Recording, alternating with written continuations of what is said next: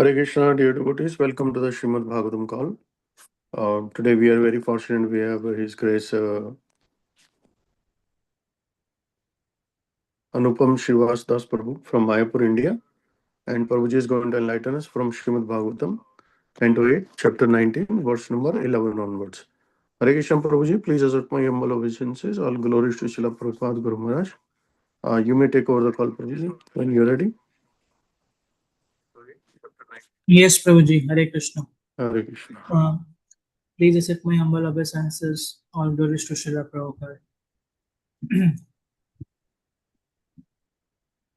Jaya Radha Madhava Kunja Bihari Jaya Radha Madhava Kunja Bihari Jaya Gopi Jana Vallabha Jaya Girivara Dhari Jaya Gopi Jana Vallabha Girivaradhari Yashodanandana Braja Jana Ranjana Yashodanandana Braja Jana Ranjana Yamuna Tira Vanachari Yamuna Tira Vanachari Jaya Radha Madhava Kunja Bihari Jaya Radha Madhava Kunja Bihari Hare Krishna Krishna Krishna Hare Hare Hare Rama Rama Rama Hare Hare Hare Krishna Krishna Krishna Hare Hare Hare Rama Rama Rama Hare Hare Hare Krishna Krishna Krishna Hare Hare Hare Rama Rama Rama Hare Hare Jayo Radha Madhava Radhe Jayo Radha Madhava Radhe Jaya Gauranitai Jaya Gauranitai Jaya Jaya Prabhupada Jaya Srila Prabhupada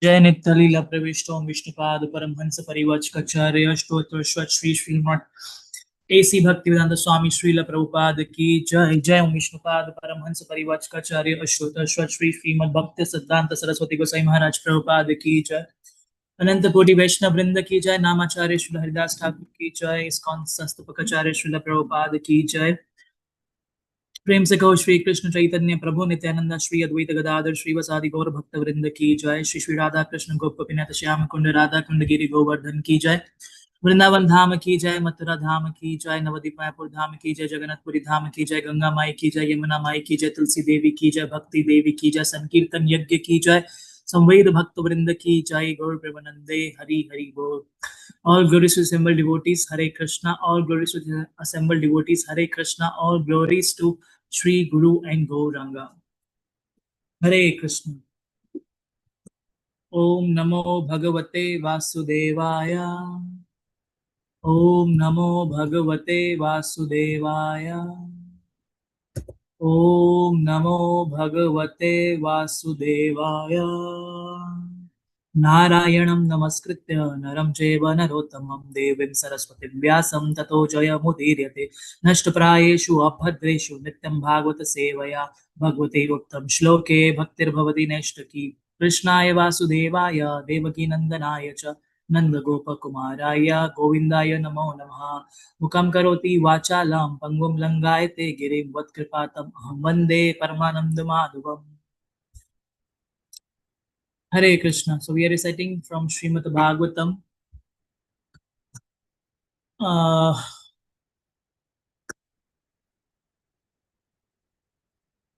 Srimad Bhagavatam,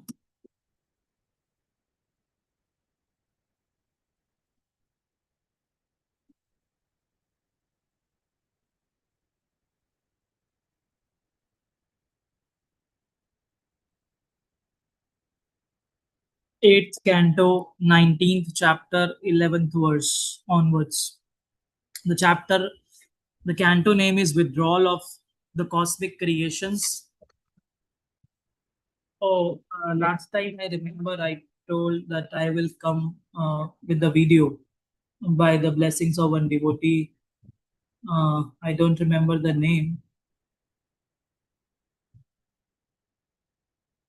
Once, okay. So I'm trying to be online with video for the first time. I mean, with this new laptop also. So I'm just checking. So last time one devotee asked a question with the video on, so I was very much inspired to come with the face as a personal approach. So we were reading from 8th canto, 19th chapter, 11. Uh, I'm just trying to figure out. Okay, I'm opening in the database. I can share the screen, so the words will open here also.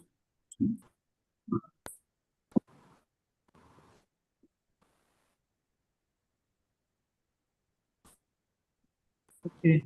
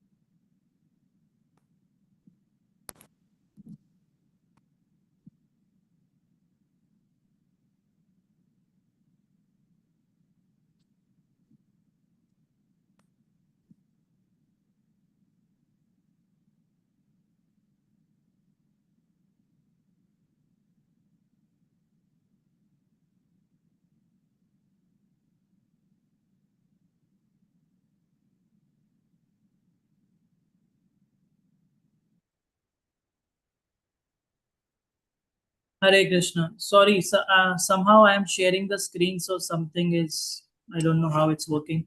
Anyway, so I am visible and my I can read from Srimad Bhagavatam.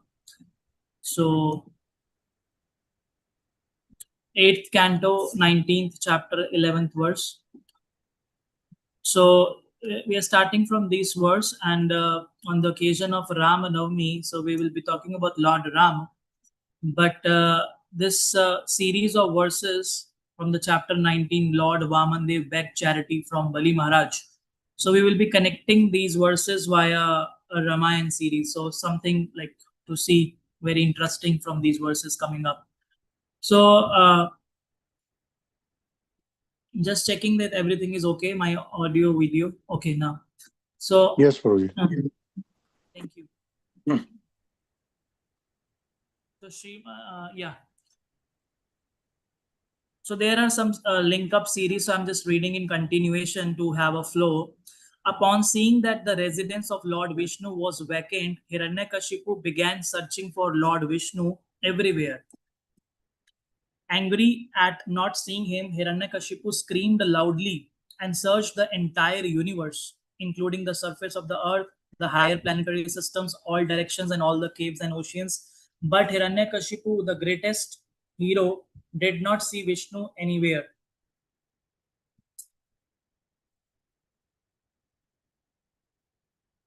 Next verse 12. Unable to see him, Hiranyakashipu said, I have searched the entire universe, but I could not find Vishnu, who has killed my brother. Therefore, he must certainly have gone to that place from which no one returns. In other words, he must now be dead. Purport. Atheists generally follow the broad philosophical conclusion that at death everything is finished. Hiranyakashipu, being an atheist, thought this way because Lord Vishnu was not visible to him. He thought that the Lord was dead. Even today, many people follow the philosophy that God is dead, but God is never dead. Even the living entity who is part of God never dies. Na jayate mriyate na va kadachit. For the soul, there is never birth or death. This is the statement of Bhagavad Gita 2.20. Even the ordinary living entity never takes birth or dies. What then is to be said of the Supreme Personality of Godhead, who is the chief of all living entities? He certainly never takes birth or dies. Ajo api san ayatma. Both the Lord and the living entity exist as unborn and inexhaustible personalities. Thus, Hiranyakashipu's conclusion that Vishnu was dead was wrong. As indicated by the words Yato na vartate Uman, there is certainly a spiritual kingdom, and if the living entity goes there, he never returns to the material world. This is confirmed in Bhagavad Gita 4.9. Tyaktva deham punarjanma naiti mameti so Arjuna. Materially speaking, every living entity dies. Death is inevitable. But those who are karmis, jnanis, and yogis return to this material world after death, whereas bhaktas do not. Of course, if a bhakta is not completely perfect, he takes birth in the material world again, but in a very exalted position, either in a rich family or the family of the purest Brahman, Suchinam, Smritam, Gehe. Just as to finish his development in spiritual consciousness, those who have completed the course of Krishna consciousness and are free from material desire return to the abode of the Supreme Personality of Godhead. Yad gatva na nivartante tad dhama paramam namama. Here the same fact is stated. Yato na navartate puman. Any person who goes back to Godhead, back home, does not return to this material world. The next verse number 13. Hiranyakashipu's anger against Lord Vishnu persisted until his death. Other people in the bodily concept of life maintain anger only because of false ego and the great influence of ignorance. Generally speaking, even though the conditioned soul is angry, his anger is not perpetual but temporary. It is due to the influence of ignorance. Hiranyakashipu, however, maintained his enmity and his anger against Lord Vishnu until the point of death. He never forgot his vengeful attitude towards Lord Vishnu for having killed his brother Hiranyaksh. Others in the bodily concept of life are angry at their enemies but not at Lord Vishnu. Hiranyakashipu, however, was everlastingly angry. He was angry not only because of false prestige but also because of continuous enmity towards Vishnu.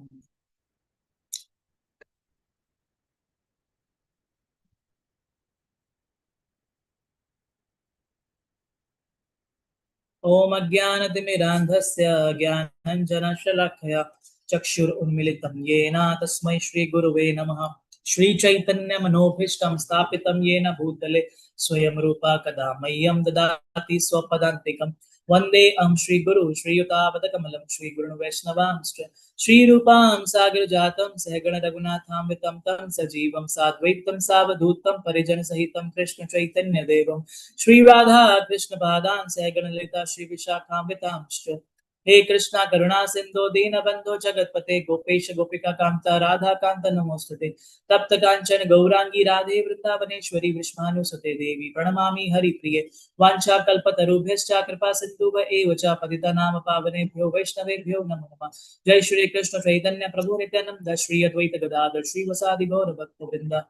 Hare Krishna, Krishna Krishna, Hare Hare, Hare Rama, Rama Rama, Hare Hare.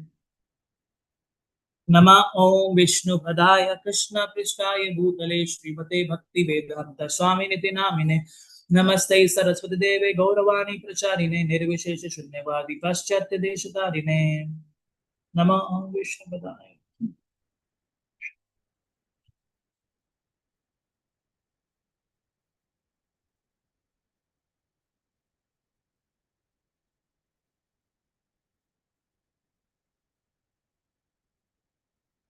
Hare Krishna. So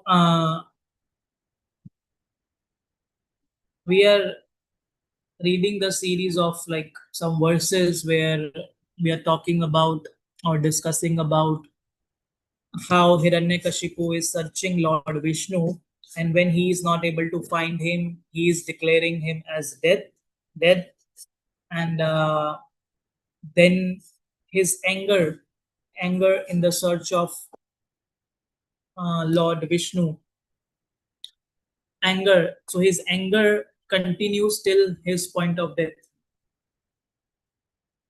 So here we can relate the story of false ego, what Srila Prabhupada is mentioning in the purport, false ego, ignorance, and how Srila Prabhupada also mentioning that the in material world the people gets angry because of their false ego, and they get angry upon several things, several people. But Hiranyakashipu is angry upon Lord.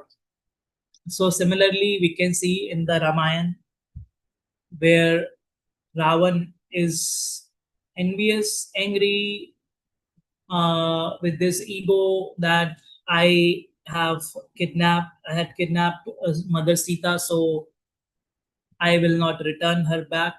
So he's ready to fight till his death. So this ego factor is so important to understand the downfall of the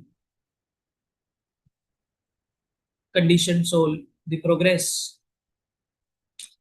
So we can see in both the stories where Hiranyakashipu did so much austerity, and he got a boon from Lord Brahma that he will not be killed in mean conditional killing, like he will not be killed outside, inside, and morning time, night time, from a human being, from an animal.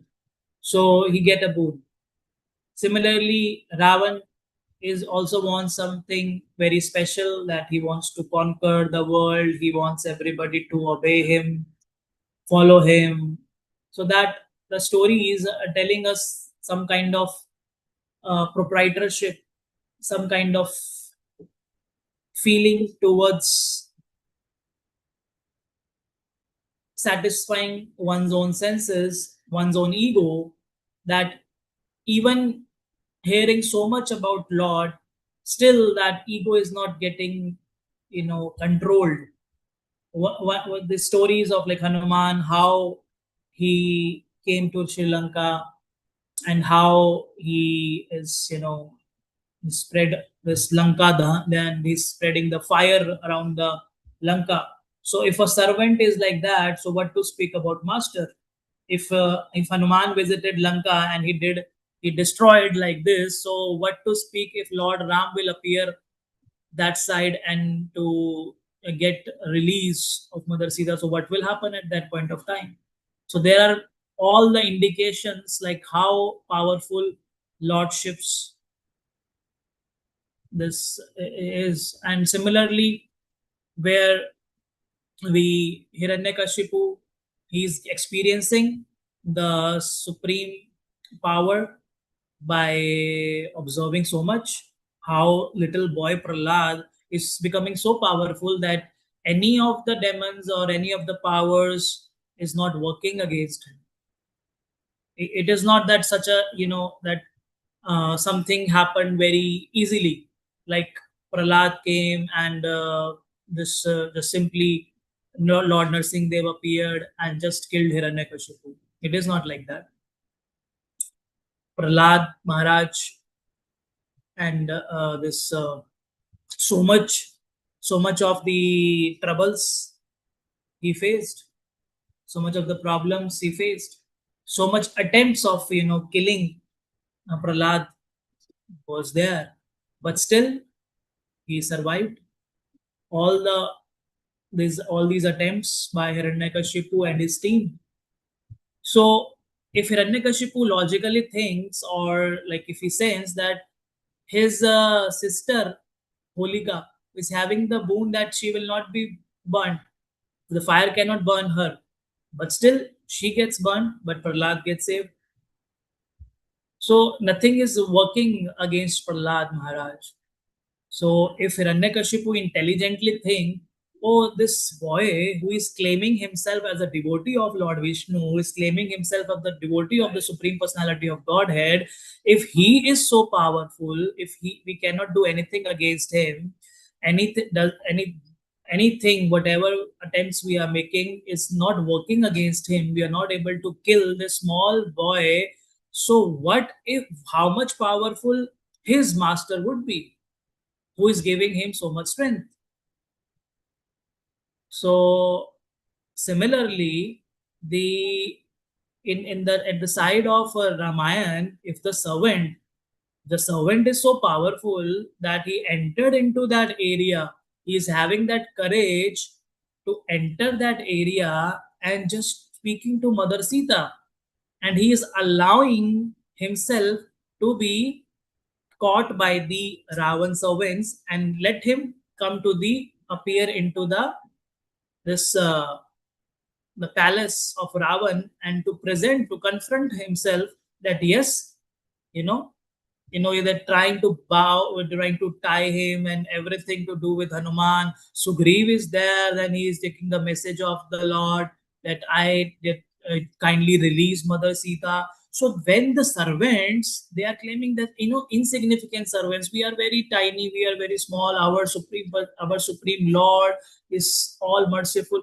So when these servants, when they are claiming so much and having so much strength, so Ravan could also realize that how powerful their master would be, Lord Ram, who is giving them all strength.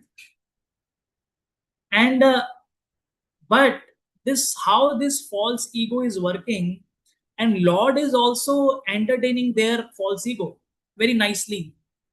He's not saying, "Oh, I am the supreme personality of Godhead. What you can do in front of me?" No, he's giving them every chance to fan their false ego,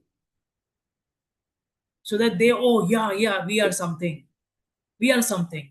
Like Lord Narsinga Dev appeared, so he's not having a full army of so many people, let everybody fight with 1 to 1. No, he's the one and just roaring so loudly, and coming out of this pillar shakens, and then he comes, and then the attempt of just hitting the Lord Narsinga Dev, and he's just roaring and jumping and throwing. So much is happening. So the chance of satisfying the false ego till the point of death is available to Hiranyakashipu, is available to Ravan. So this false ego, Krishna is not like minimizing their false ego. Oh no, you by laughing upon them. Oh, what kind of person you are. We can imagine, like, if some person, if two person fight in this material world, what will happen? So it is a common saying when the two-person fight. Oh, you don't know who I am. You don't know. That's why you are messing up with me. You don't know how much powerful I am. I can just, get you picked up from here. I can just, do anything I want. You are messing up with me because you don't know me. Such kind of ego that there is there. So the people, those who are having this, temporary gains, temporary power, temporary smaller, in just small, minute quantity, they feel like, oh, you don't deserve a fight with me. You are so, you're just so tiny. I can just destroy you in a minute. But here, the Supreme Personality of Godhead, Krishna, and the opposition, the opponent, they are like, in the demoniac mentality, demoniac things, and they have the courage to disturb the closest and nearest one of lordships. Here in this pastime, Hiranyakashipu is disturbing Lord's dear devotee Prahlad Maharaj. Dear devotee, dear one, is agitating Lord by disturbing his dear one.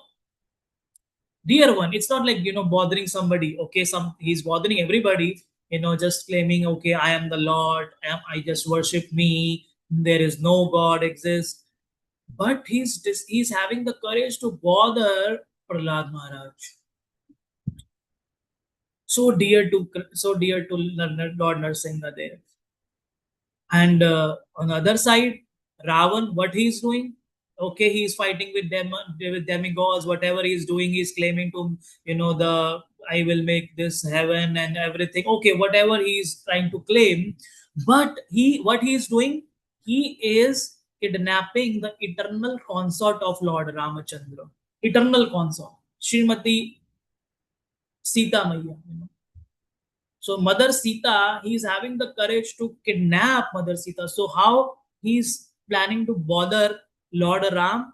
By kidnapping Mother Sita. It's not like Lord Ram, any citizen from his kingdom or maybe some outside person is kidnapping Mother Sita.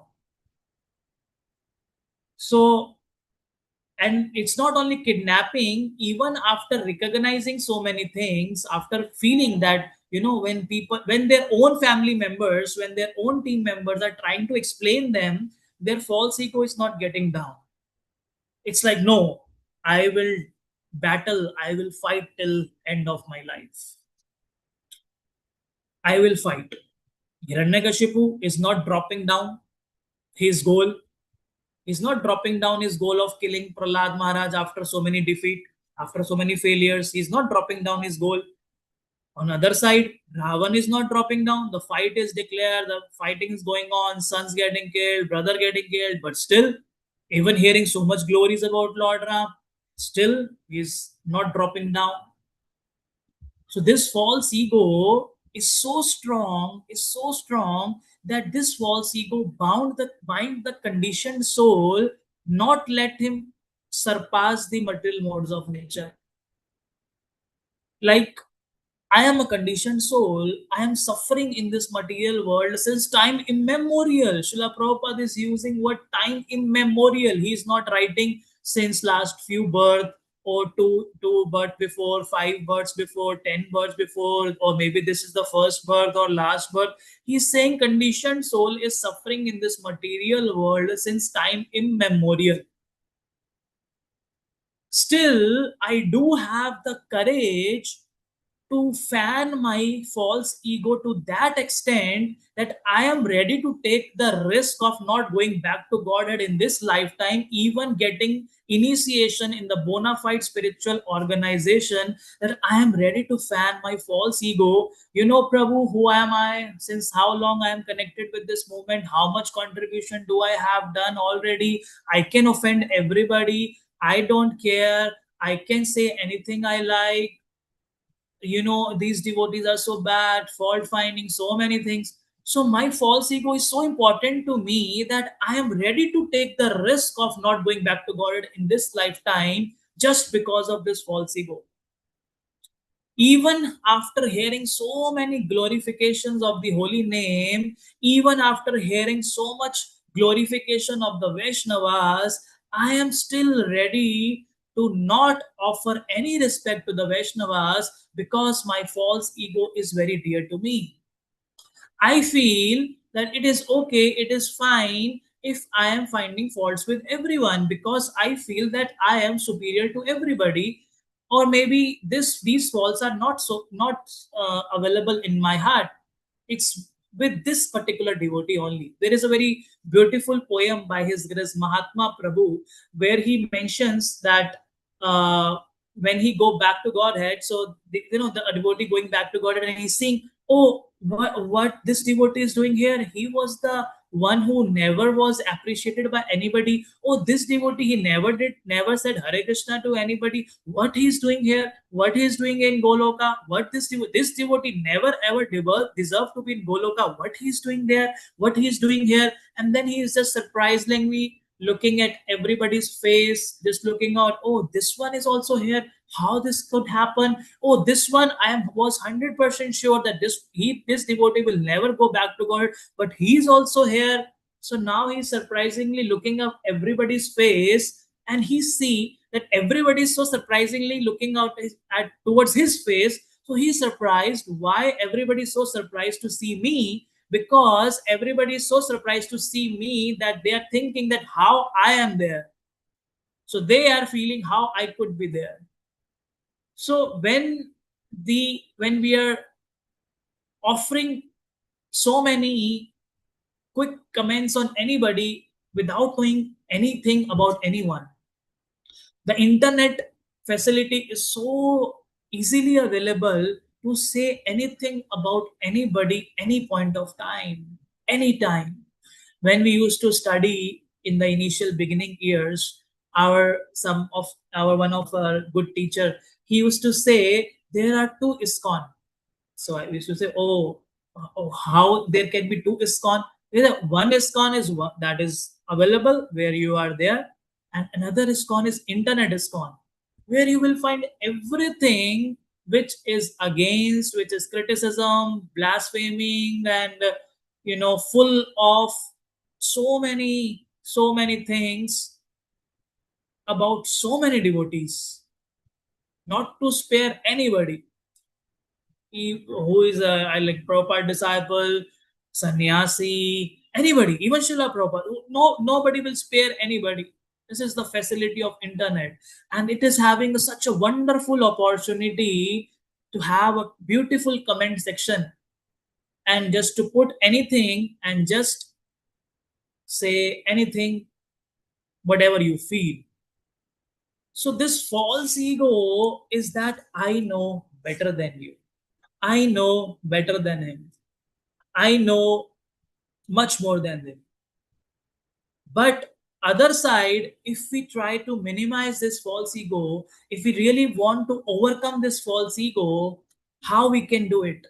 When we really develop the art of gratitude, when we really develop the art of thanking more, that oh, I am so fortunate that chant, this everyday chant group is the best means to overcome from false ego, because every time we hear we are so fortunate, we are so fortunate. So this we are so fortunate is really so fortunate that we are getting this blissful opportunity to chant Hare Krishna, to dance with devotees, to take prasadam, to honor prasadam, to serve with them. So this is the practicing ground going on where we are practicing devotional service, and with this during the process of devotional service, we are just progressing, progressing, and progressing, and progressing, and progressing. And what a beautiful journey when we'll close our eyes in this lifetime, and when we open our eyes and Krishna is playing flute, and when we open our eyes, oh, I am back to Godhead. Such a nice, beautiful, blissful journey. So by these good lessons, where we are reading about, hearing about Hiranyakashipu pastime, where we are just remembering Lord Ram, and the Lord Ram's appearance is there, Ram Navami is there, and we are praying to the Lordships to please help us out, please help us out. We are begging for His mercy, we are begging for the Lordship's mercy that please, please, please engage me in your service, please engage me in your service, please engage me in your service. That we are begging by to the holy names that please let me develop taste in chanting Hare Krishna. Let me get absorbed into the glories of the pastimes of Lordships. And Krishna mercifully is appearing and giving us so many chances. If we see our whole calendar from January to December, we can see the whole year is full of festivals of the Vaishnavas, appearances, disappearances, Lord appearances, and so many grand festivals, so many occasions where we are absorbing ourselves in the mood of devotional service. We are practicing devotional service. We are having so much opportunity to come out of this false ego concept. We have the wonderful opportunities to come out of this bodily concept of life. Because why do we hate somebody, why do we don't like somebody? Because we consider ourselves as this body, and then we consider the other person as another body, and then this kind of competitive things, these kind of things get develops and pollute the consciousness. So consciousness, as Srila Prabhupada gave the name International Society for Krishna Consciousness. So this consciousness word is very important to understand. International means, okay, we are, national, international, everybody is welcome. Society, it is a society, anybody can join us. For Krishna, we are pleasing, we want to please Supreme Personality of Godhead Krishna. Krishna is the Supreme Personality, that's why it's Krishna. Consciousness is very important word. How to become conscious and how to become Krishna conscious, like just turning on this camera while during the Zoom class, I became so conscious, so conscious. So how I became conscious, because everybody's watching me. Now I cannot take my meal in between because I was just taking it. So I stopped taking it. Now I have just put my phone on silent mode. Else I was thinking I can just do like this in between, but I had kept it silent mode because I am online. So now, just because this small light is coming up here, which is watching me and just displaying me everywhere amongst how many participants? 20 participants, maybe including me. So I became conscious. I became conscious that, oh, now I am visible. I cannot, be like this and just reading or hearing or just speaking. No, I became conscious that so many devotees are watching me. I should be, sincerely sitting nicely and just speak to the point, just be particular, be focused.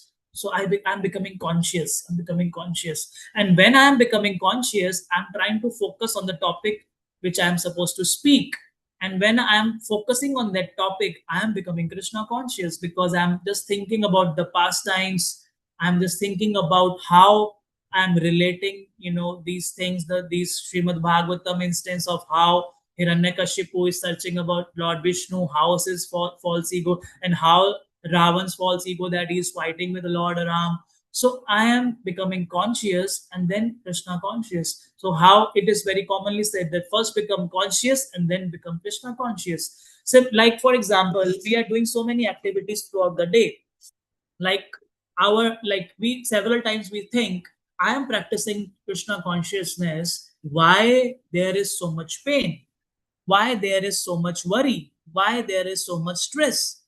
If we turn out our whole schedule of a practicing devotee, if we consider the whole, the schedule, how it starts from the morning, 4:30 a.m. when the Mangal Arati starts, what do we start with? Sansara Dava. This material world, this place is a forest of fire.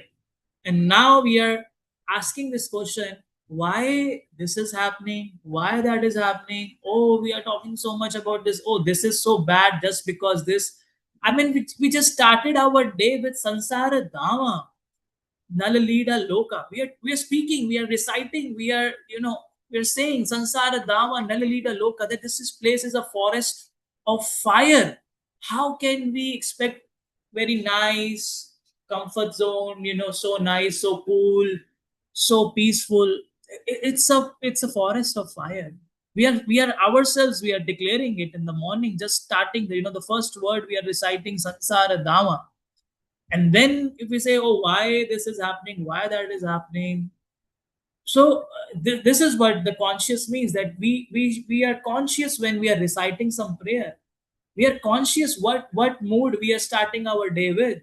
We are offering Mangalarti prayers. We are saying that in this auspicious, inauspicious things, amongst inauspicious things, people, nobody have patience. I mean, in this world where we are just moving ahead so fast that their attention span is turning too low. If you tell somebody, like it happens. Like if I'm sending an invitation to somebody, the invitation poster includes everything: time, venue, date, occasion, and everything, the program. And the poster is shared, and with the poster the text is also written, because sometimes people don't even have time to open that photo. Okay, the text is also there. And it's a so immediate response. If I send that invitation, immediately the response comes to me, where is the venue? I mean, it's already written there. So the attention span is is turning too low with this fast moving world of internet, or fast moving so-called civilization, that the attention span is turning too low, that people are not finding any peace, any expectation of somebody's time. Like for example, like here, this is my office right now. I'm sitting in the office. It's a general manager's office in is at ISKCON Mayapur in Chakra building. So the next is the general manager's cabin. Here is the mine where I'm sitting. So here, if somebody comes, I mean, this side I'm just sitting on the chair, and just in front of me is a good, comfortable sofa chair. So if somebody comes there here to meet me, I mean, so many devotees used to come. So if somebody comes, and when they, I just first of all I always say, please have a seat. So they, okay, they sit. But several times they will rush just to come and just to be standing and just talking and talking. I go, please come, please have a seat. So first thing is offering seat. Okay, then I ask, oh, would you like to have water? So whoever comes, like several times, it's like 10, 15, 20 people coming throughout the day, or for different purposes, for different occasions. And I am like, it's a new thing for me. New thing means I even don't know who will be coming to meet me at what point of time. I don't know. Anybody can come any point of time whenever I am here. So then I offer water. Would you like to have some water? I asked this question to all of them. So by the course, like how the day progresses, till the end of the day, I realized, oh, why nobody is, taking, water. I even asked, why you are not taking water? So I mean, so like these were the things, like, when one devotee was sharing, like I was just saying, okay, thank you, Prabhuji, thank you. Yeah, why you are so formal? Yeah, so thank you. I said, I'm not becoming formal. It's a natural way. It's a natural expression when you feel somebody, that gratitude feeling. What I was just mentioning just few minutes before, gratitude towards others, gratitude towards what we are doing right now, gratitude that we are chanting Hare Krishna, we are having the opportunity to chant Hare Krishna, such a feeling of gratitude, that I am having I'm having these fingers, I'm having these fingers to hold the beads, I'm having the beads to hold. So there are two things. I'm having the fingers to hold the beads. I'm having bead to hold it. So means, like, I'm having the fingers. Maybe, I don't have the fingers. I am in the animal species of life, so I am not having the fingers like this. Maybe some insects, so I am not having fingers to hold the beads. Such a beautiful tulsi beads given by the spiritual master, touched by the spiritual master. So I'm not having that fingers to hold, and I'm not having the beads to hold. Maybe I'm having the fingers. Every human, like, the human population majority is having the, they are having the fingers, but they don't have the bead to hold, because nobody is, they are not getting the opportunity to hold the beads. Like maybe we haven't reached them, or maybe they are not showing that much interest. Even they are getting the opportunity, but still the beads are not there to get hold in these fingers. So everything, like when we are honoring prasadam, so we are reciting such a beautiful prayer before honoring prasadam, but how much conscious do we are while honoring prasadam, while reciting the prayers? How much conscious do we are when we are interacting with devotees, that I am, when we are offering respects to a Vaishnava, vancha kalpatarubhescha kripa sindhuba evacha patitanam pavanebhyo vaishnavebhyo namo nama. We are reciting this beautiful prayer, vancha kalpatarubhescha, that you are the, wish fulfilling desire tree. You are kripa sindhu by evacha, you are the ocean of mercy. Kripa sindhu by the patita nam pavane bhyo, you're delivering the fallen souls. And are we really conscious when we are dealing with that Vaishnava? Are we really conscious when we are talking about that Vaishnava? Are we really feeling that, everybody, all these 19 participants, how, how special are they in the eyes of Krishna? How special they are. Maybe it's they are not special in front of me, in my eyes, because I'm not able to recognize them, their real, their real position, their real, their real importance in front of Krishna. But we can read the names here. Rupini Padma Devi Dasi Mataji, Atma Amritamani Mataji, Nitya Radha Mataji, Nikunj Ras Prabhu, प्रेम नंदिनी माता जी, विनोद महेश्वरी प्रभु, मालिनी माता जी, सुरेंद्र भटानी प्रभु, गीता नायन माता जी, मणिधर प्रभु, इपिसिता देव प्रभु, श्याम रसिका माता जी, इंदु ललवानी माता जी, श्वेता माता जी, iPhone प्रभु, iPhone Rita Rita बोरा माता जी, पद्मिनी राधा माता जी, हिमांगी शेट्टी माता जी, पूनम माता जी, मोनिका गोयल माता जी. All these devotees are so special in front of Krishna, but not maybe in front of me. I am, because I am still absorbed in my false ego. I'm still absorbed in my anarth nivritti mode. But I can assume that these devotees are special. How? We can have a formula by Srila Prabhupada. Srila Prabhupada very nicely explains in the introduction of Bhagavad Gita as it is. He explains that to understand this Bhagavad Gita, to understand the message of Bhagavad Gita, at least, at least a reader should accept theoretically that Krishna is Supreme Personality of Godhead. Theoretically, at least theoretically. But then the understanding of Bhagavad Gita would become very easy, very convenient. Why? Because if if if we are not accepting Krishna as a supreme personality of Godhead, then what value do his instructions have in our life? Nothing. Just a ruler, just a king is saying something, just a chariot driver is saying something, just a friend of a great warrior Arjun is speaking. So what message, what relevance, what importance do we give to that Krishna, whom we are not considering as a supreme personality of Godhead? Even the narrator, he is speaking Sri Bhagavan Uvacha. He is reminding us again and again that Sri Bhagavan Uvacha. He is not the common person he is speaking. That's why we are giving so much importance to Bhagavad Gita, because this is a song of God. Krishna is himself speaking. Himself speaking.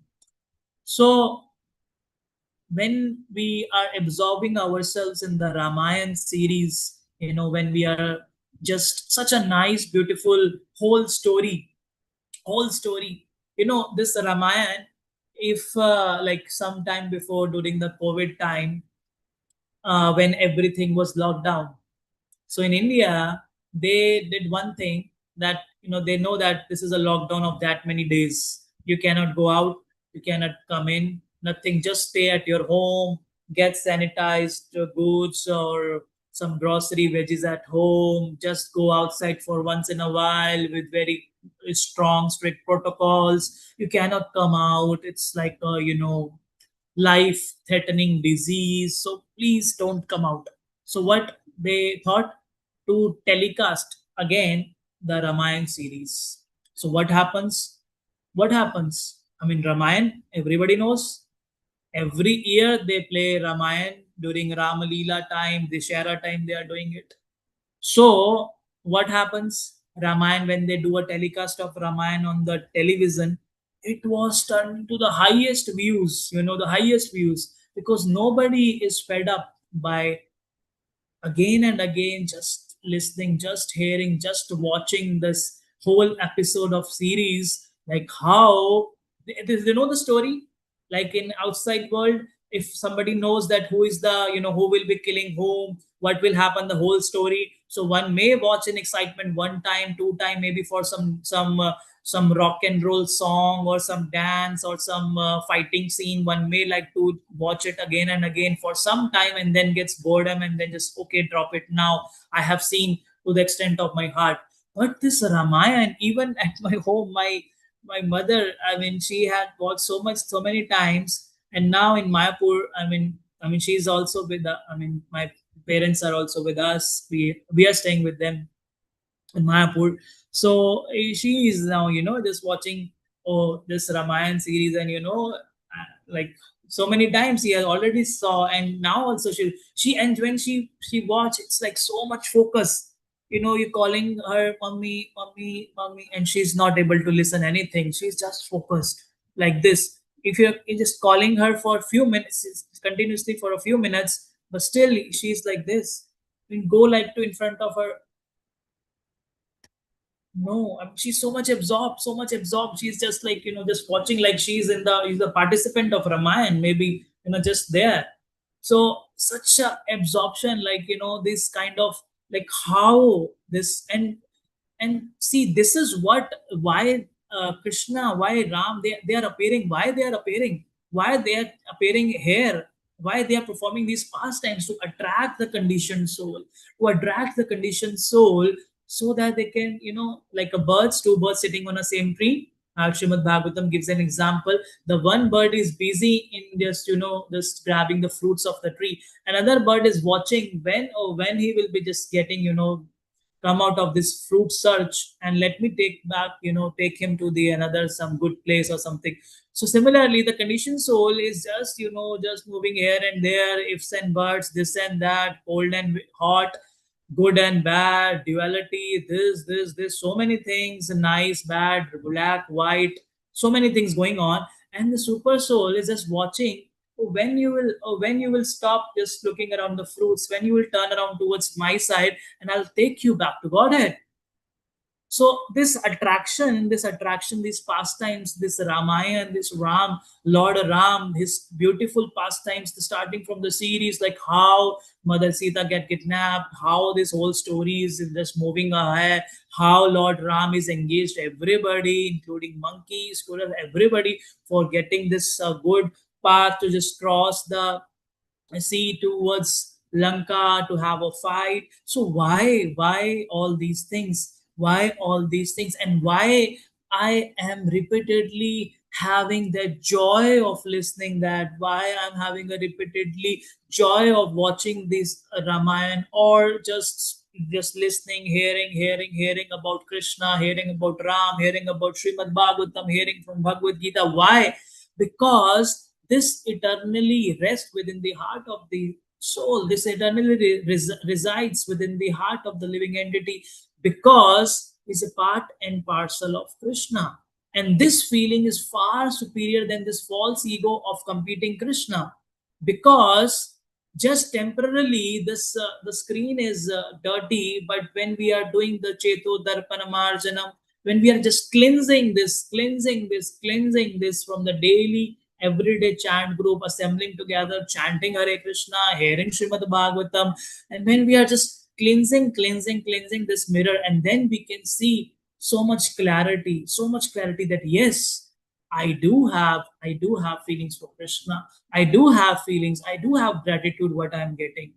So this false ego would play its role very rigidly if we are not working upon the side of improving our consciousness, if we are not working upon the side of changing our attitude.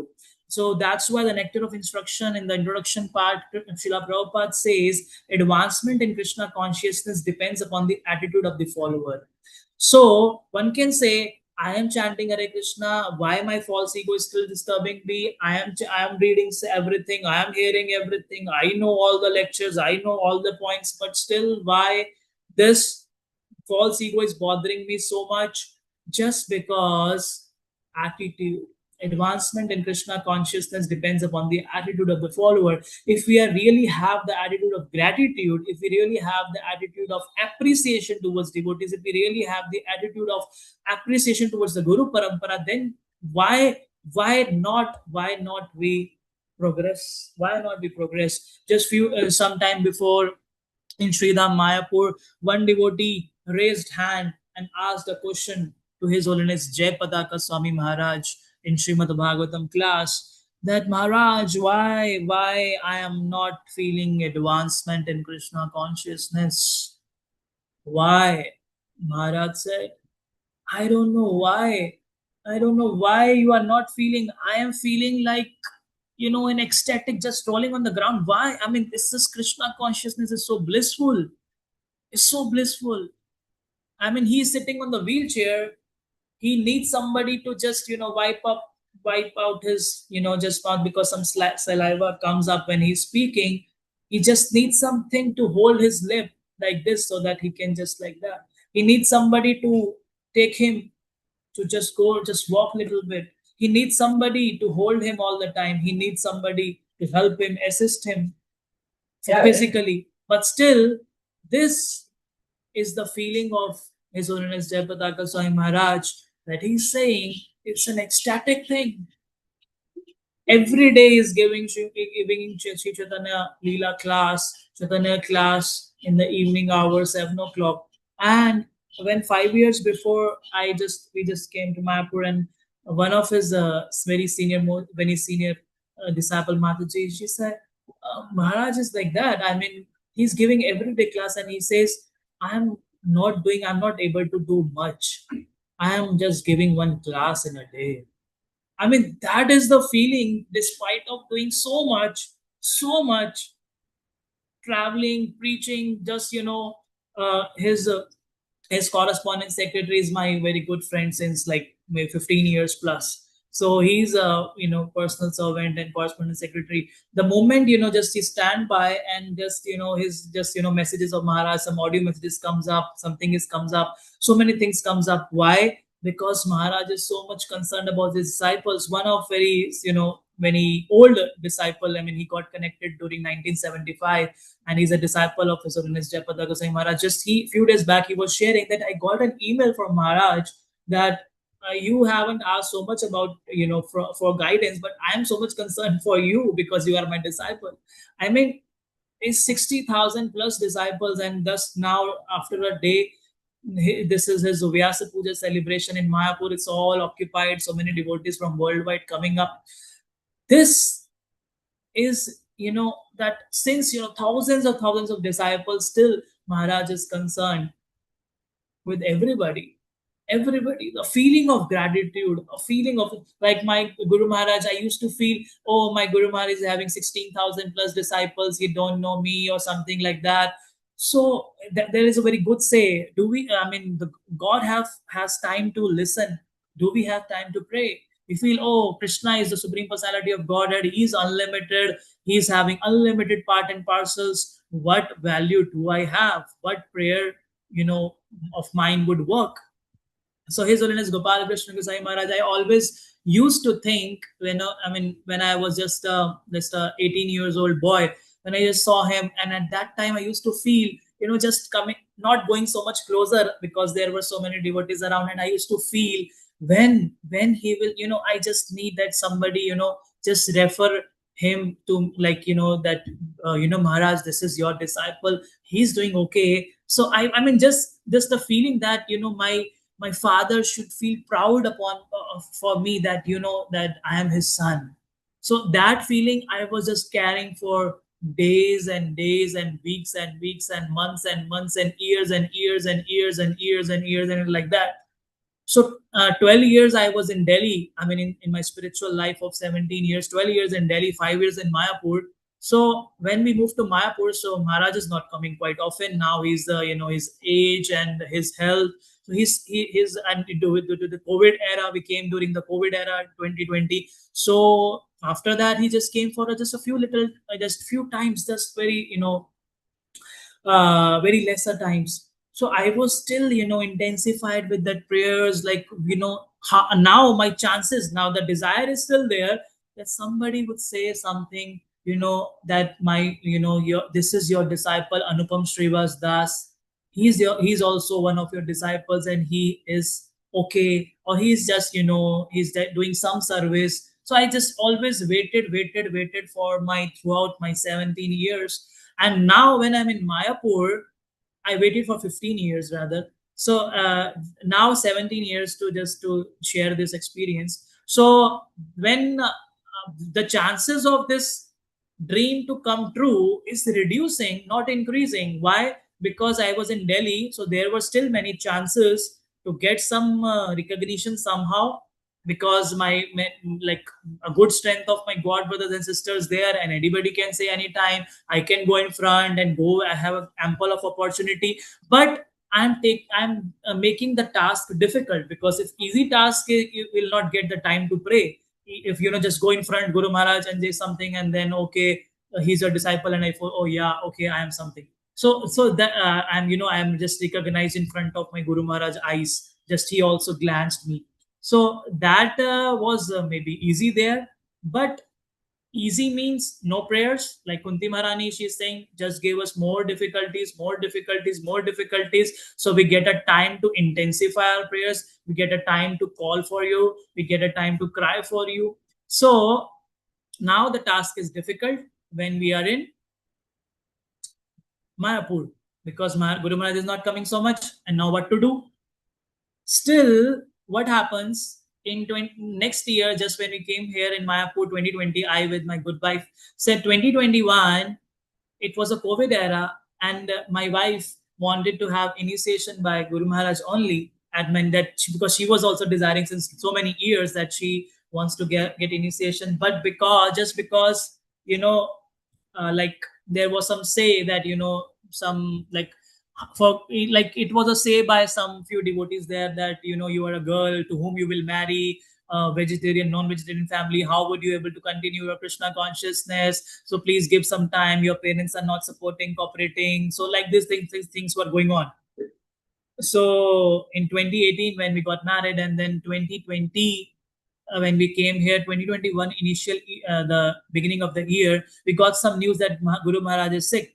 His health is not good. My wife started crying so much in Mayapur that I wanted to get initiation, and what if something happens to Guru Maharaj? And her prayers intensified, and somehow it got arranged that I mean, my wife and I went to Delhi, and in Guru Maharaj's room, we met Guru Maharaj, and we got a chance.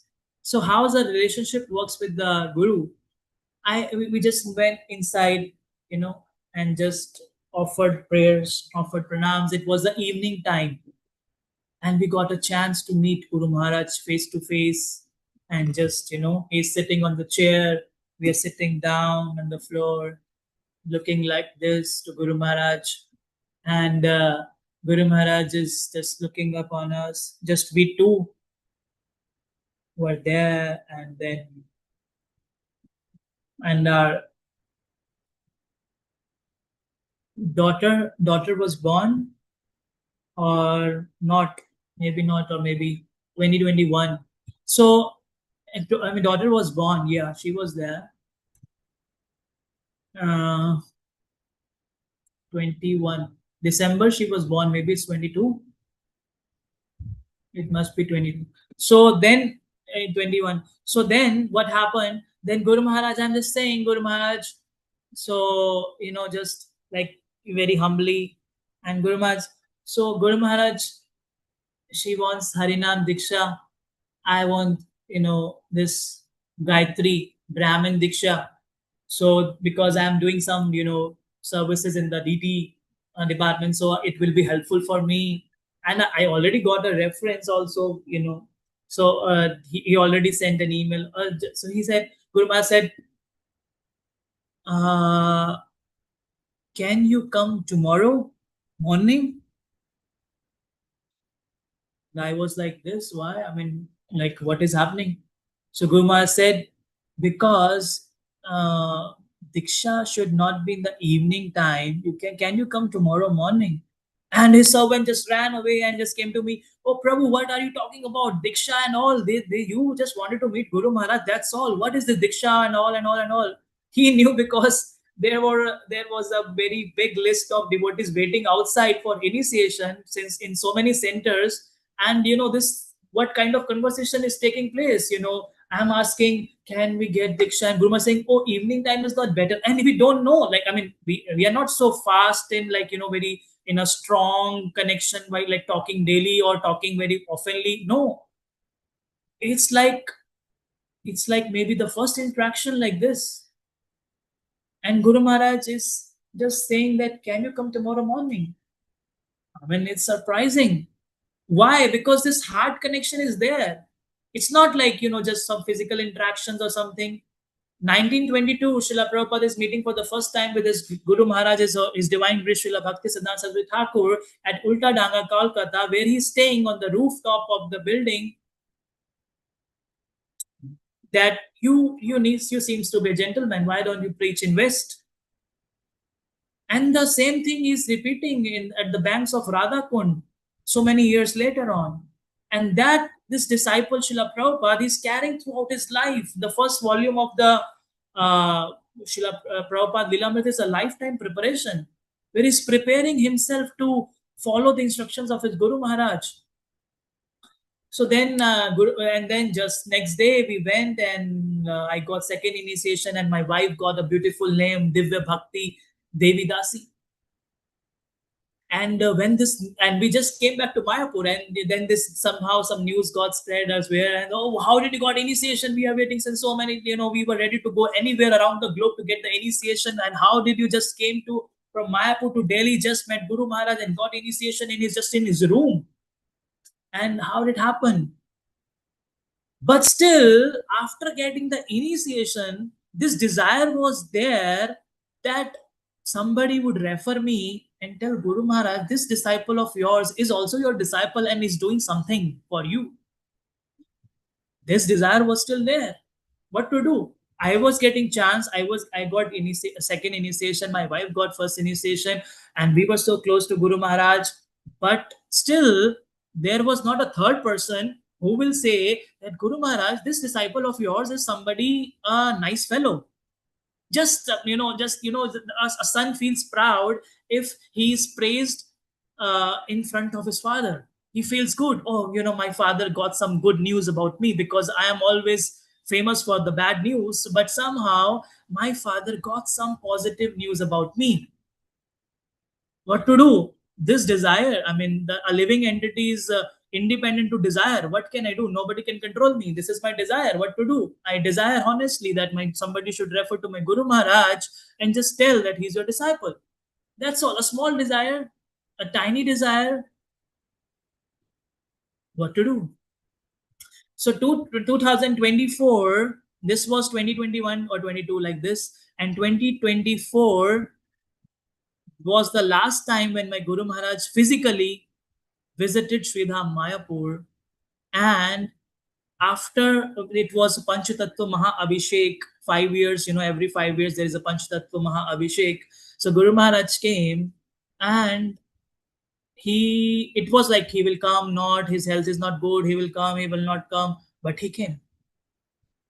So what happens? This is the month of March, Gaur Purnima time. In the month of April, I mean, just next month is his second disappearance festival in Vrindavan. They will be celebrating devotees when his samadhi, body samadhi is in Vrindavan. So when it was his last physical visit to Mayapur, and he is about to leave physically, and this desire, somebody will refer to him that he is also your disciple. How to, I don't know that he is about to leave, but I am still going on with my desire. So what happens? That Guru Maharaj, when he's coming out of the Panchatattva Mahabhishek, it's a big festival, it's so much queue, so many things and all. So when he's coming out of the courtyard, just coming from the Radha Madhav side, and then towards Radha Madhav courtyard, if the devotees have visited Mayapur and see the current temple hall, I've already seen. Just coming out of the Radha Madhav temple hall, and it's a courtyard, and Guru Maharaj is coming up. And now I am feeling like, I am just saying to my service authority in Mayapur, I'm just about in the mood of little bit cheating or just something, Prabhuji, I'm doing for the first time, because I don't know I will get a chance or not. Somebody saying about me to Guru Maharaj. So I am just saying, Prabhuji, can you talk to Guru Maharaj about me? Just, whispering in his ears in the morning hour. And Prabhu is saying, oh, he's surrounded by so many devotees, such a big crowd is there, and, so many disciples, so many things are going on. And he's feeling like he's not getting chance. So my desire getting more intensified. But then what happens? Some hours left, some hours after, when I'm just sharing that Guru Maharaj is coming out of Panchatattva Mahabhishek, it's he has done his, he went to the altar, he's done Mahaprabhu's and all Abhishek, and then he's coming out, and he just came out and came towards Radha Madhav courtyard, and one of his god brothers, His Grace Gokul Prabhu, who must have appeared on this wonderful platform of everydaychant.com and gave classes also. He's from US, and he's still a proper disciple, and he's currently in Mayapur since so many years. So when Guru Maharaj is coming, and His Grace Gokul Prabhu is just came towards Guru Maharaj and tell Guru Maharaj, oh no, this Gopal Krishna Maharaj, this is your disciple Anupam Shriwas Das. He's taking care of me, and he and his good wife taking care of me so nicely. They are serving me daily prasadam. He's taking care of your dear God brother, His Grace Bhakti Siddhanta Prabhu also. And Guru Maharaj just had a glance upon me. Now, because his God brother is saying him about me, so he had a glance, and like a merciful glance. So that desire got fulfilled. It was not a planning, but 15 years of intensified prayers, that somebody someday would say something about me. I don't want to go in front. I don't want to say I have done this, I can do this. No, no, just being a very humble attitude. Let Guru Maharaj, just somebody say something about me, something, just something. This is your disciple, that's all. So that desire. So I feel, that was the last chance, because Guru Maharaj took Samadhi afterwards. So this, how merciful Krishna is, that he never ever let his devotees to miss, their desires. That's why Krishna is saying in Bhagavad Gita, declare boldly that my devotee never vanishes, that he declare boldly. So we have an opportunity, we have a chance, whether to fan this false ego side, or we just nourish our good qualities, and pleasing Guru Parampara, pleasing Krishna, and just helping Krishna in the mission. Krishna is so much worried about. That's why he's sending his devotees. That's why he's narrating Bhagavad Gita. That's why he's singing Bhagavad Gita. That's why his Bhagavatam is there. That's why Chaitanya Mahaprabhu is personally coming up here. That's why everything is there. They are so much tensed when these conditioned souls would come out of this material world and would come out back to God at so many millenniums, so many yugas, so many just going on. There's so many universes, just when they'll come out of this place, when they'll come back to me, when they will come back to me, when they'll come back to Godhead, when they will come back to Godhead. So we have a chance to this two roads leading towards two sides. One, either to fan this false ego, thinking I am so much, and another side, I am nothing. I am just such a fortunate soul that I got a chance out of millions to take to this process of Krishna consciousness seriously and go back to Godhead in this very lifetime. Hare Krishna. ग्रंथराज Shrimad Bhagavatam की जय, राम नवमी महा महोत्सव की जय। हरे Krishna. Jai. Thank you, Prabhuji. Hare Krishna for such a wonderful classes always. And you know what? Message, like some message is already given every time. In the past classes, I remember you mentioned about the attachment, detachment, so which was really, making sense. And today you mentioned more about ego, how to maintain control, and how to be away from that ego. So thank you for such wonderful class, Prabhu. And only one, Prabhuji, one thing I still, uh, am able to cannot judge myself or maybe the ego wherever we see it, like whether it is material or spiritual, how to control that within both of the arenas. How to judge that? Is it a good or like a genuine ego or false ego? Is this your point? Yeah, like what can be specifically, practically when we are working, especially out of the spiritual world, like in material jobs. So there you'll see so many things like this. So how to control ourselves as a devotee in the outside place. I would like to say that I maybe have said earlier or not, but I would like to say that in the lives of devotee there is nothing material or spiritual. How it can be?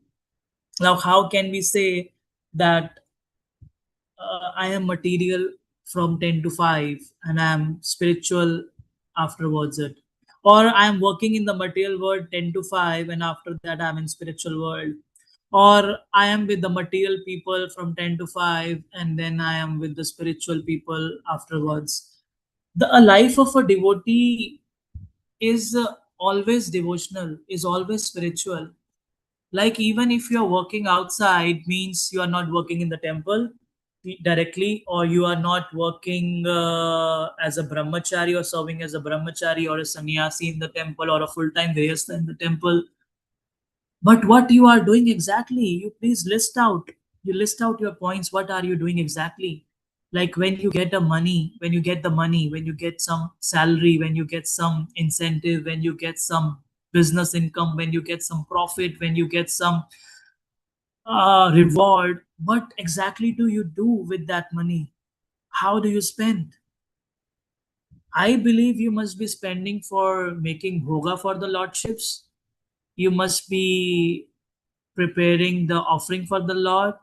You must be going through your car to the temple on weekends, or maybe you are going to the holy places. Maybe you are inviting the devotees to your place to serve them prasadam. Maybe you are buying some books to distribute it to the people. Maybe you are sponsoring some of the projects of the temple and society. Maybe you are doing some work at your home during free hours for something. So, how can we say that working at a place and getting money and utilizing that money for Krishna and his devotees is a material job or is at a material place? So there are the very it's a very simple formula. It's a very simple formula to analyze that if our consciousness is getting influenced by others, then it means we are taking their association.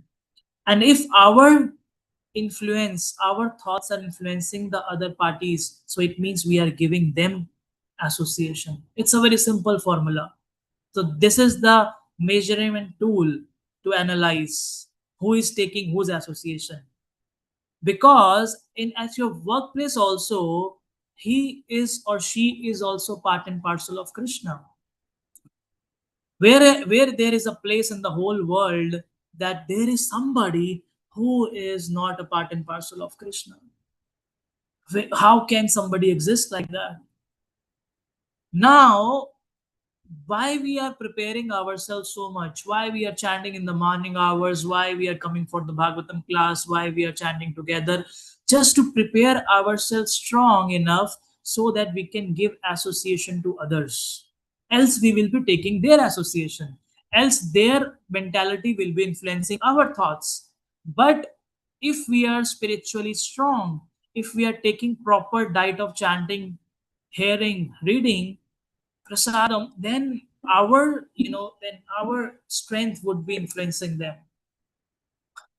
So at this time, at this point of time, like, even if we talk about the ego, how much, even if you say, okay, I still want to continue my false ego, okay, I still want to continue my false ego, but what is the value of this false ego? I cannot raise my hand like this without Krishna's permission.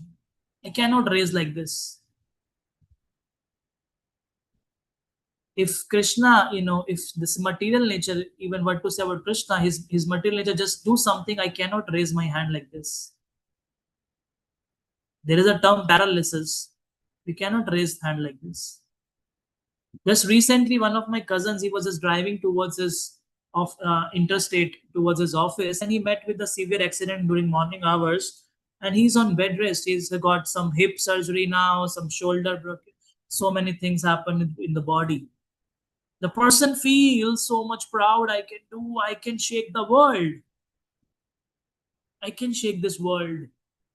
You don't know of how much angry I am. You don't know how much powerful I am. You don't know how much strong I am. We cannot raise our hand like this. So we can just visit hospital sometime and can see the situation of this body. So if we really realize, if we really analyze scrutiningly that there is every chance of gratitude at every moment. Every moment we can have this gratitude feeling. Every moment we can have this wonderful feeling of being in Krishna consciousness. Like, who is having time? Who is having time to hold this kind of meeting every day, just coming for a lecture, hearing something? Who is having time in this world? People don't have time to talk about themselves. So these 19 people here, the rarest jewels of this whole creation, rarest jewels. And Bhagavad Gita is saying, it's not like I'm just saying like this, oh, okay. No, Bhagavad Gita is saying, that, you know, Chaitanya Charitamrita is saying, kono kono bhagyavan. Huh? So this Brahmand Brahmite kono bhagyavan ji. So if we really recognize our fortune, if we daily sincerely offer prayers, then how can we have this kind of feeling that I am something? What can I do really? If I can do something, then I would still want to continue do it eternally. But I cannot do it. I can just do something and just speak something nicely, do something, but it's just for the time being, because this body will get old, this body will get diseased, this body will get deteriorated. So what if, even that's why, I mean, either we can reduce or channelize our false ego properly by the devotees association, by following the process sincerely, or Maya will do her task automatically. We don't have to wait for the purification. She will let us down when we were not able to do anything. When this body is grown up and we are not able to do anything, then what false ego do we, what value do we have for this false ego? When the memory gets slow, when the body is not having strength to think so much, analyze so much, speak so much, then where is the false ego? It is still there. Sometimes those who are even in the healthy state of life, they say, oh, you don't know, it's 50 years, it's 50 years now in this material world, and 60 years now, 70 years now in this material world, rotting here. And don't you know that I have so much experience of getting kicks from the Maya? You don't know. I am so much, it says a competition, who got more kicks from the Maya. That is also a proud feeling, that is also ego feeling, that you don't know that I am so much, I am, how much lusty you are, I am more lusty than you. How much greedy you are, I am more greedy than you. That becomes ego. I am more greedy than you, I am more lusty than you, I am more. So this is the competition going on. how much money do you have, how much bank balance do you have, how much resources do you have, how much. That is the competition going on.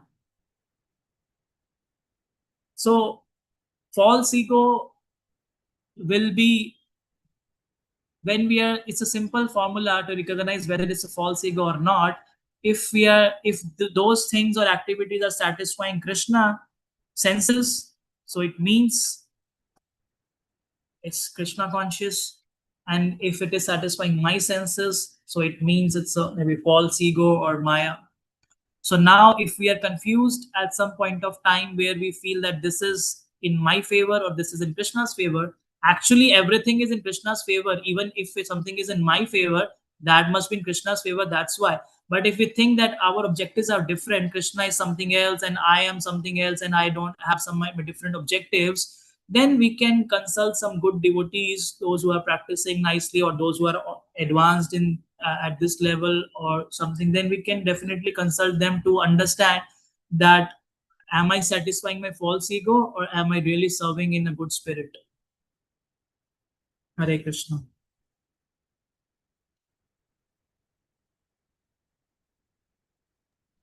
Thank you, Prabhuji. Yeah, it was a wonderful explanation. Only, what the thing what you mentioned about distributing some prachadam or maybe, you know, uh, uh, preaching in whatever way we can do, that can be best at the office levels, I think, or else keeping our ego also at the low level when it gets hurt somewhere, or maybe like some examples I'm mentioning, it is not really meaning to anyone else or myself as well, but we can. Uh, hey, hi, Chris. Hi. So yeah, so yeah, preaching in whatever way, whichever way it's possible, we can do in the outside world. Yeah, that's what I understood, yeah, and we can take away from this class. Correct.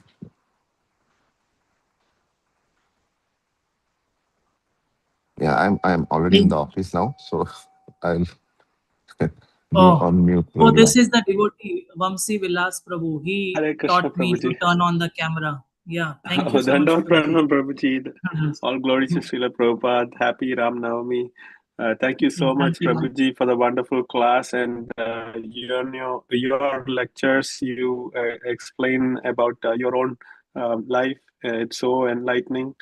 And thank you so much, Prabhuji, about explaining about false ego. And in this verse, Prabhuji, the Lord is actually praising Hiranyakashipu. So to Bali Maharaj. So you see, he's instincting the false ego of Bali Maharaj. So how can we understand that? Because Lord is facilitating. I know he wants to beg for 3 steps, so that's why he's being really nice and diplomatic to first praise and then try to get what he needs. But we also know that the Lord. You also mentioned the point that the Lord actually helps to increase your false ego. So why does the Lord do that? Because is he testing us or is it part of the Leela? Both the things are there. When he is doing with Hiranyakashipu, that is a part of Leela also. But when he's doing with me, maybe it's a testing for me. So encouragement to the materialistic guys who are completely absorbed in the sense gratification, that is sometimes inspirational for us. Why? Like if you ask somebody, like you know any guy, like if you talk to him who is not at all related to Krishna consciousness, if you speak to him and you just ask what is your goal of life, he will say my goal of life is to earn 1 crore rupees or 100 crore rupees. That is my goal of life. And if you see his whole lifestyle, it is designed in a such a way that he's so conscious about earning that amount of money. And he's thinking that to get that money, I have to hear so much from these powerful people, those who have already earned that much. He's attending courses, he's ready to do anything to achieve that goal. He's so desperate to get that goal aligned to the actions what he's doing right now. Now, if that guy asked me, what is your goal of life? I would say, oh, friend, or whatever you are. Oh, this is your temporary goal. This is that. My goal is to go back to Godhead. Then he will ask me, how you will achieve this? Yeah, I will achieve this goal by chanting Hare Krishna like this. Hare Krishna, Hare Krishna. I will achieve this goal by doing like this. Hare Krishna, Hare Krishna. I will achieve this goal by sleeping like this. Hare Krishna, Hare Krishna. I will achieve this goal by doing any sort of thing in my life. There is so much to learn from this fellow who is chasing after becoming a millionaire, billionaire, because he's so desperate and he's so honest in that endeavor.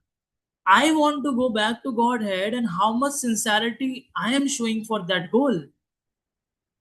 4 regulative principles, 16 rounds, chanting, and daily reading, daily hearing. This is the syllabus already shared in the first class, in the first visit, in the first point of connection with the devotees. Nothing was hidden. It's already there. You can see on internet if it is a facilitating factor. What Srila Prabhupada said when somebody is getting initiation. It's all clear. The syllabus is all clear. Now, how much sincerely I am studying? How much sincerely I am following for that goal?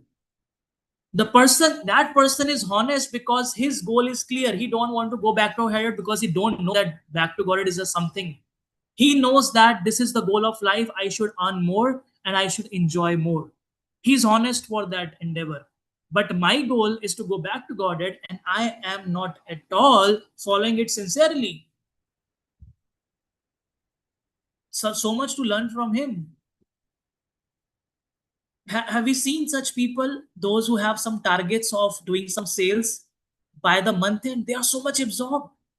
They are so much absorbed in fulfilling the targets. They want to achieve the turnover of the company, profits of the company, achievements, targets, new products, marketing, technology, upgrades, new programs. So much enthusiastic.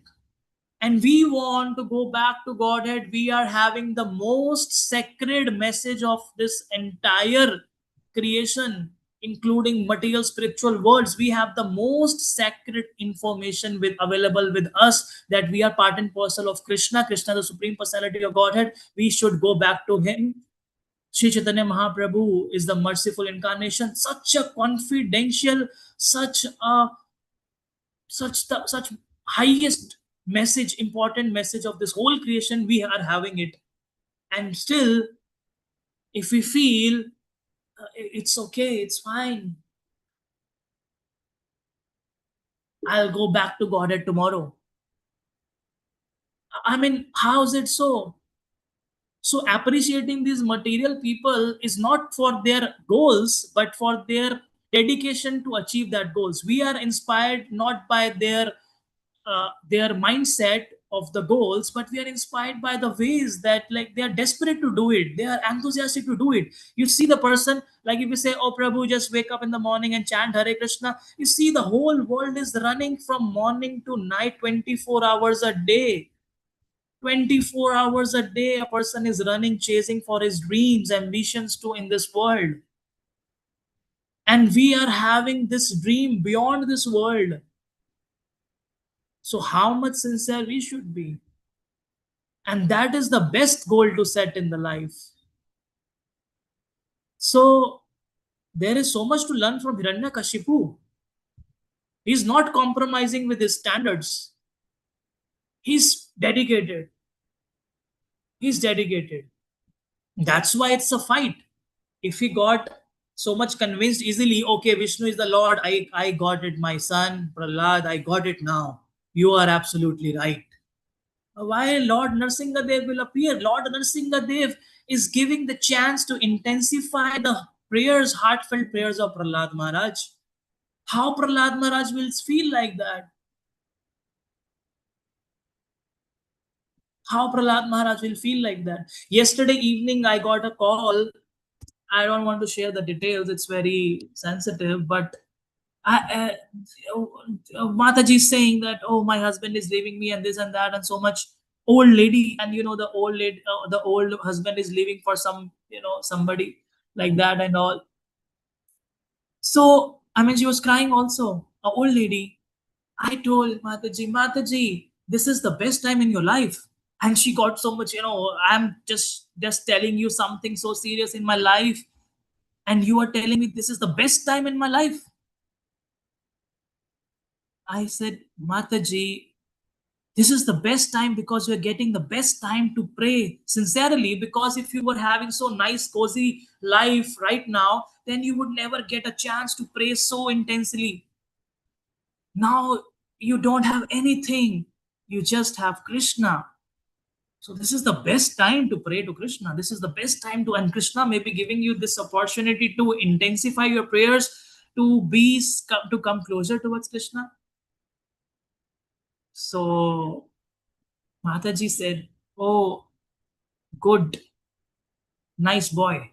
I mean, she said like that with the blessings. So the point, I mean, she called herself for some official purposes, and then she shared that this thing is happening. That's why that official things are not happening such nicely. So I just, replied to her in this way. So the point here is that appreciating materialistic people is good to the extent when we are seeing their enthusiasm. They sleep late night, they still wake up in the morning, they are running, they are traveling around the globe to achieve their goals, to earn money. They are so focused. So why should I not be focused in chanting the holy names of Krishna? Why should I not be focused while reading Srimad Bhagavatam? Why should I not be focused while serving devotees? Why should I not be focused while honoring prasadam? Why should I not be focused while worshipping deities at home? Why? If a person with a temporary goal, if a person with a materialistic goal is so much sincere in his endeavors, so why not I, who is really serving the real goal, should not be serious, should not be dedicated? Hare Krishna.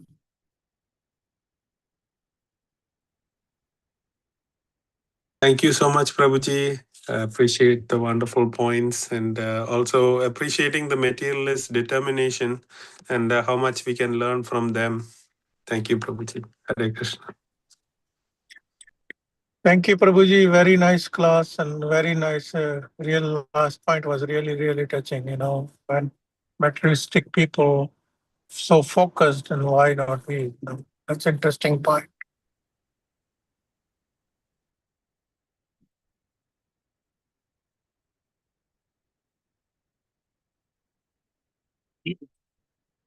Okay, so I think it's too late now already. 4:50 IST. It's 6:37 IST. Okay, so okay, thank you so much, Thank you, Prabhuji. Shyam Rasika Mataji. She sent me a reminder for the class. Thank you so much, Thank you, Prabhuji. everybody. And Hare Krishna. I also like the point that how you focus on how the material people are focused on their dream, material dream, but how we should focus on our spiritual uh, goal of life. So thank you so much, Prabhuji, for explaining very nicely about Ram Navami and everything. Hare Krishna, Dandavat Pranam. Hare Krishna, Mataji. Hare Krishna. If we had no question or comment, we can end up the call here. Okay. Thank you. Thank you. Vancha Hare Krishna. kalpataruheshu kripasindhuvaicha Vaishnavu Namo Namo. Namacharya Shriwas Thakur ki jai, जय Shri Prabhupada ki jai, जय Jai. Acharya Prabhu ki jai. जय Jai. हरे कृष्णा हरि बोल Hare Krishna. Thank you प्रभु जी Thank you. Hare Krishna.